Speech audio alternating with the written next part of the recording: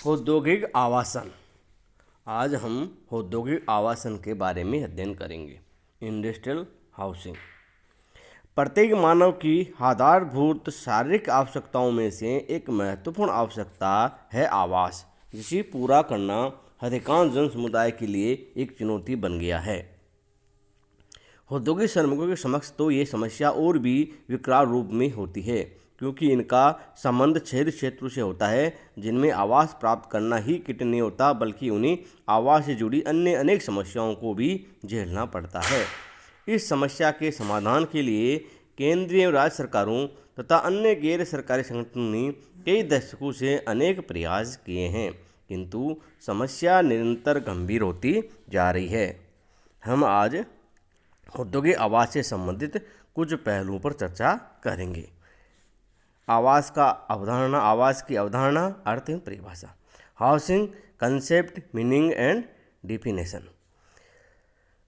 आवास की अवधारणा समय के साथ साथ बदलती जा रही है। प्रारंभ में आवास से आज से रहने के लिए किसी भी प्रकार के मकान से लगाया जाता था, जिससे रहने वालों को धूप, बरसात, सर्दी आदि प्राकृतिक संकटों से सुरक्षा मिल सके, किंतु ये अर्थ बहुत ही संकुचित है।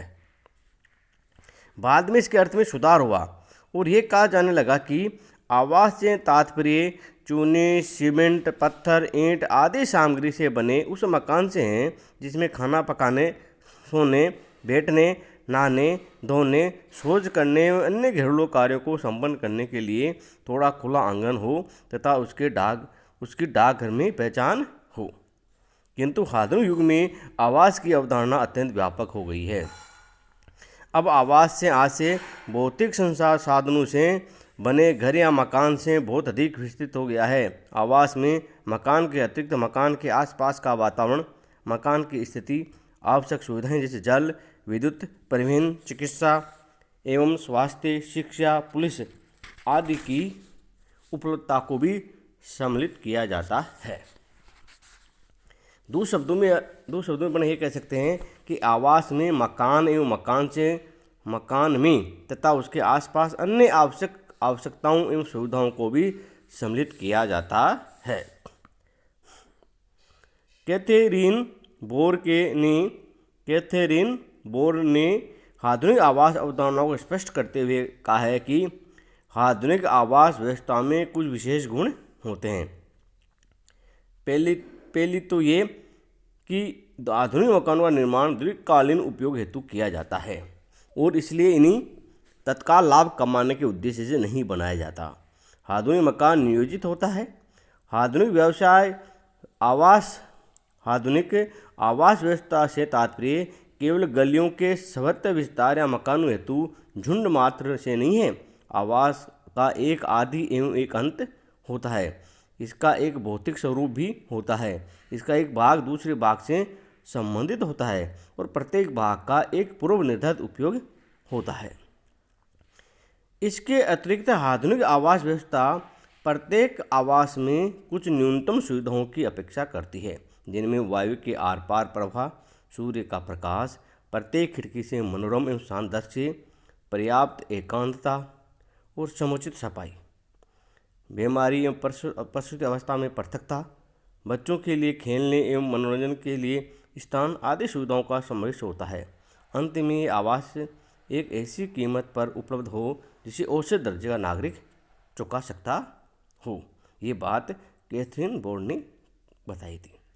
इस प्रकार स्पष्ट है कि आवास की आधुनिक अवधारणा बहुत व्यापक होती जा रही है। संक्षेप में अपने कह सकते हैं कि आधुनिक व्यापक अवधारणा के अधीन आवास से तात्पर्य भौतिक सामग्री एवं संसाधनों के उपयोग से नियोजित रूप से बनाई ऐसे सुविधा संपन्न मकान से हैं जो इसमें रहने वाले लोगों के शरीर एवं संपत्ति की सुरक्षा के साथ साथ उनकी पारिवारिक, सामाजिक, शैक्षिक, आर्थिक एवं स्वास्थ्य संबंधी आवश्यकताओं की पूर्ति में योगदान दे सके। विशेषताएं। आवास की कुछ प्रमुख विशेषताएं होती है जो आवास की प्रकृति को स्पष्ट करती है। ये निम्नलिखित है। आवास एक परिधि युक्त मकान है, अर्थात मकान की एक निश्चित चार दीवारी या परिधि होती है। ये मकान अनेक भौतिक संसाधनों यथा पत्थर, चूना, सीमेंट, ईंट, बजरी, लोहा, लकड़ी इत्यादि से बनाया जाता है। आधुनिक आवास में अनेक सुविधाएं होती है, जैसे खाना बनाने, खाना खाने, सोने, बैठने, नहाने, धोने, सुखाने, प्रकाश, जल, मल निकास, शिक्षा, मनोरंजन, संचार, टेलीफोन, अतिथि सत्कार आदि की सुविधाएं। आवास में मकान के अतिरिक्त उसका बाह्य वातावरण भी सम्मिलित है। इसमें भौतिक एवं प्राकृतिक दोनों ही प्रकार का वातावरण सम्मिलित होता है। भौतिक वातावरण में आवश्यक सुविधाओं यथा बाजार, परिवहन, संचार, बैंक, बीमा, शिक्षण संस्थाएं, स्वास्थ्य एवं चिकित्सा सुविधाएं, पुलिस आदि को सम्मिलित कर सकते हैं। प्राकृतिक वातावरण में हमें पेड़ पौधे, उद्यान और अन्य प्राकृतिक विशेषताओं सम्मिलित करते हैं। आवास अचल होता है, ये जहाँ बनाया जाता है वहीं रहता है, किंतु इसके निवासी चल होते हैं, वो इधर से उधर जाते रहते हैं। आवास एक अचल एवं स्थायी संपत्ति भी है, जिसे कई वर्षों तक उपयोग में लाया जा सकता है।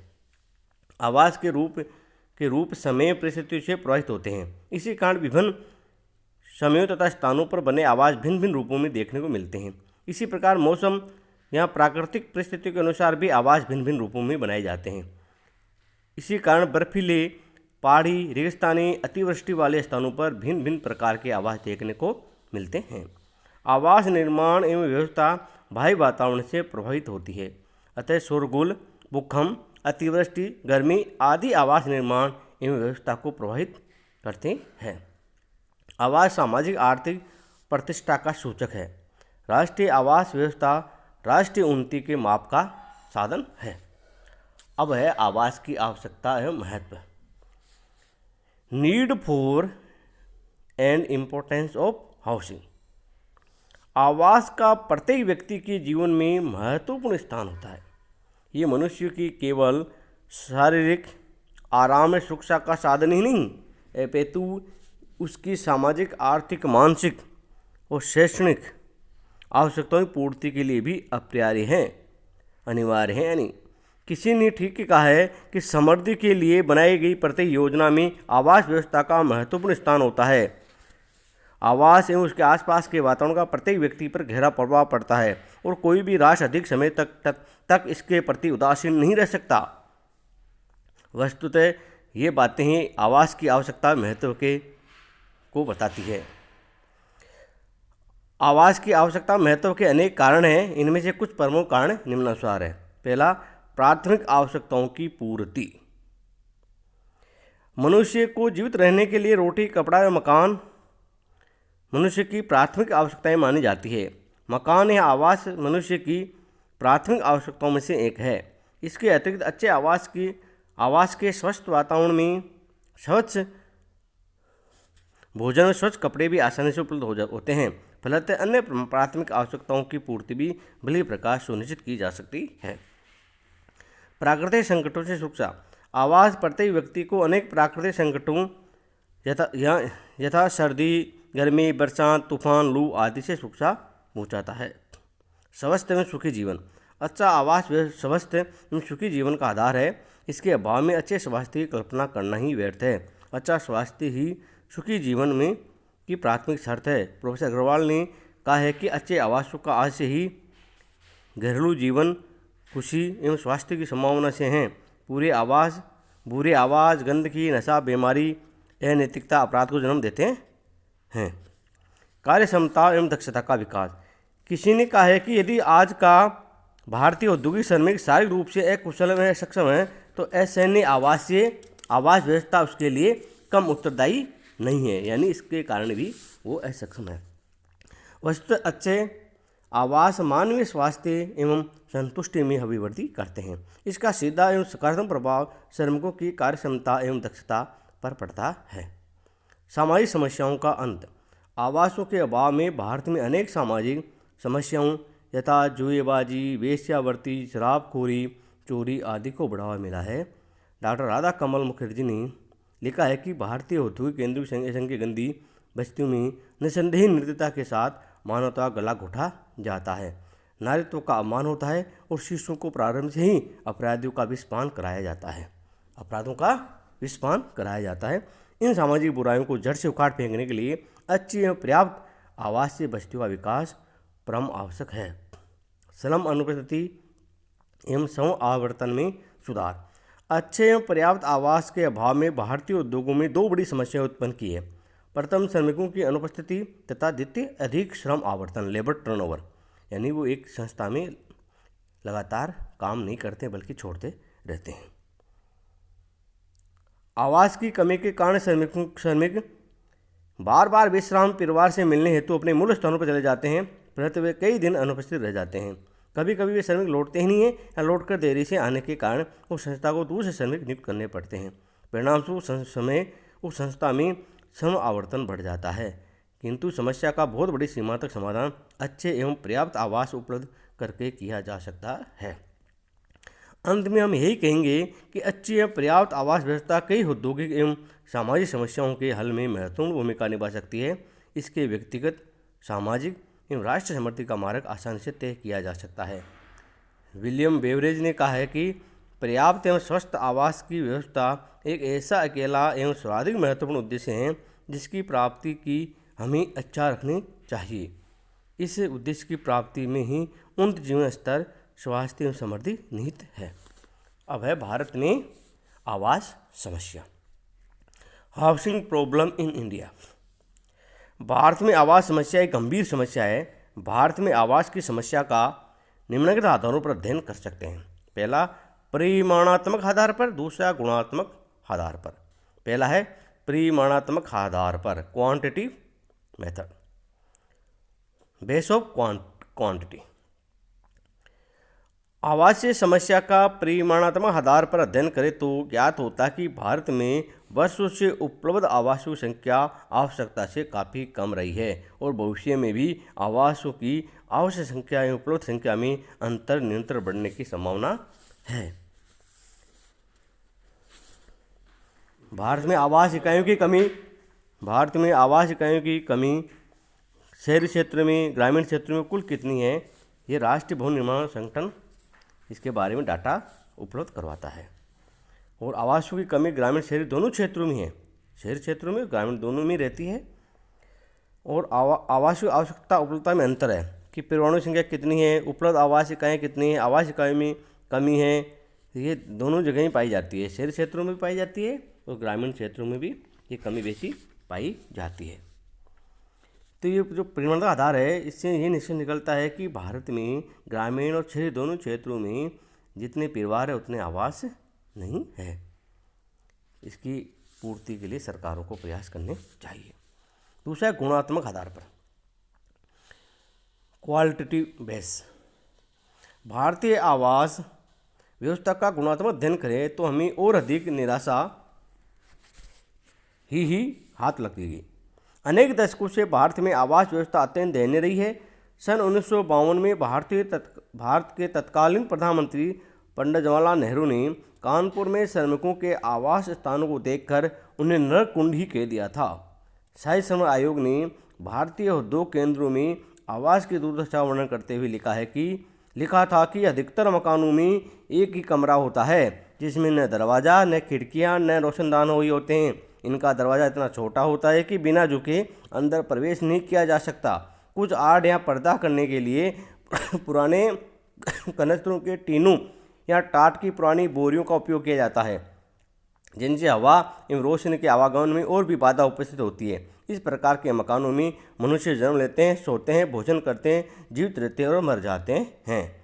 ब्रिटिश श्रमिक संघ सभा ने भारत के उद्योग केंद्रों का सर्वेक्षण करने के बाद ये टिप्पणी की थी कि जहाँ कहीं भी हम लोग ठहरे वही हम सब श्रमिकों के मकान देखने गए, और यदि हम लोग अपने आंखों से नहीं देखते तो शायद हम ये विश्वास भी नहीं कर पाते कि ऐसे खराब मकान भी हो सकते